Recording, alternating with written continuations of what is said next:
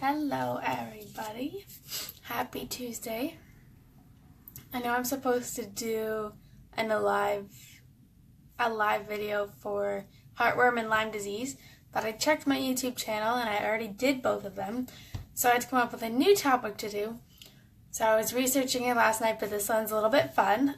This one's mythological creatures, and most of them are ones you would know about. Some of them are some you may not. But I may at some point do the mythology of different continents or countries just to provide some background information about where all of these myths came from. So the first is obviously werewolves, because I watched Harry Potter recently, and it was the first one to come to mind. For those who don't know, werewolves are also called lycanthropes, and it's a condition where they shapeshift into a wolf either because they're cursed or they got bitten or one of their relatives is a werewolf. So it can be a genetic thing. It started in the late Middle Ages, and it grew parallel to the myths about witches, which I don't really believe are myths. Those are women that could help other people.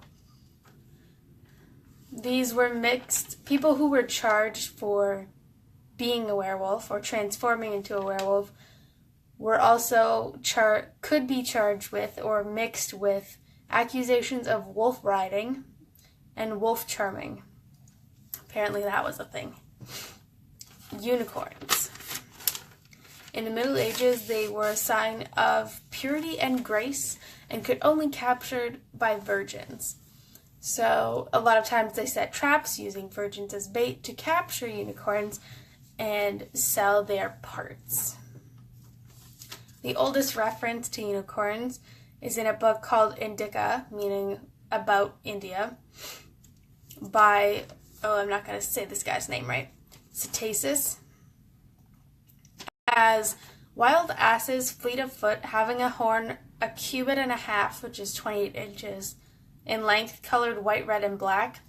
The theory is, though, that they're based on an extinct rhinoceros species called Elasmotherum, which is a really big rhino with a ridiculously long horn, and if you look up that word, you can see a picture of them because they look absolutely absurd. Pegasus. Most of you guys know this one if you've seen Hercules.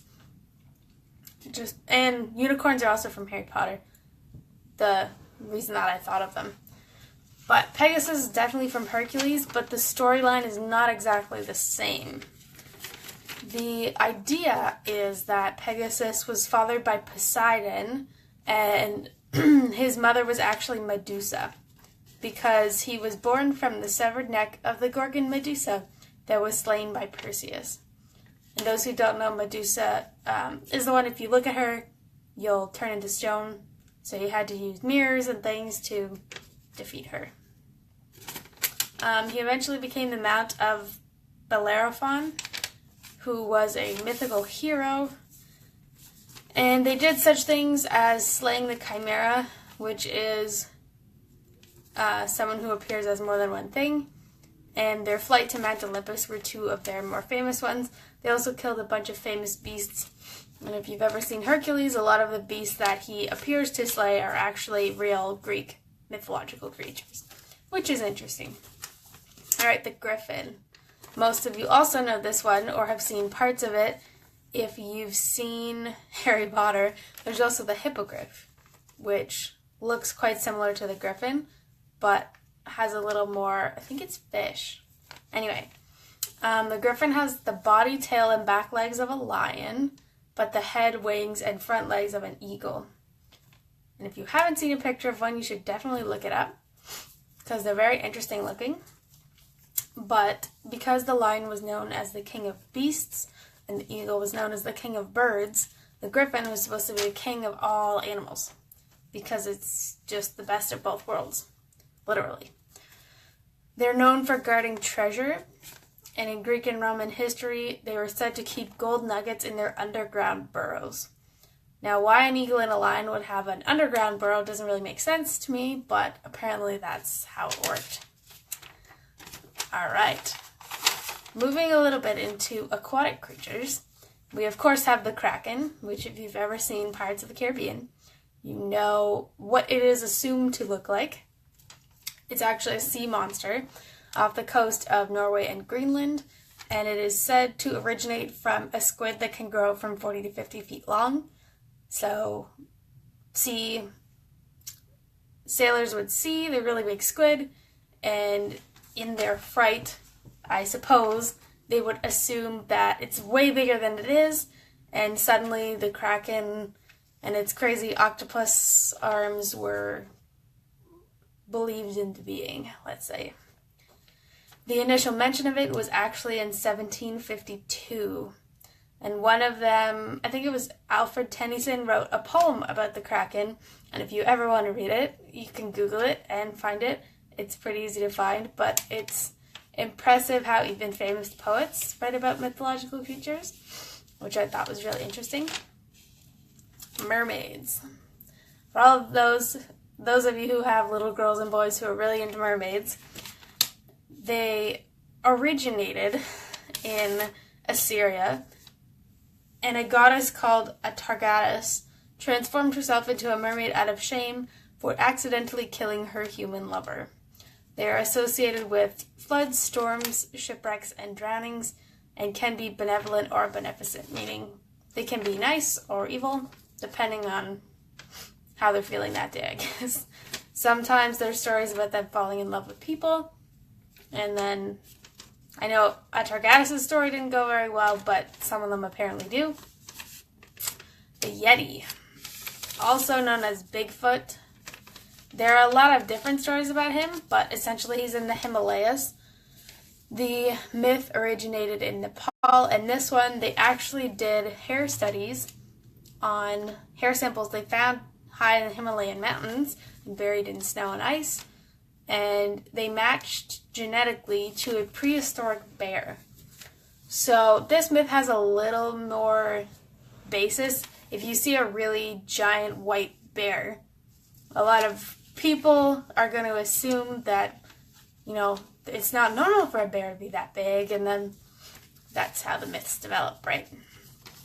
Okay, this one, I'm not sure how to pronounce it, but it's something like Gumiho, and it's a Japanese and Korean myth, and it looks like a cat or a fox with 9 tails. And essentially any fox that lives for 1,000 years turns into one of these, and they can freely transform into a woman or various other forms, and they eat human organs. So that's always fun.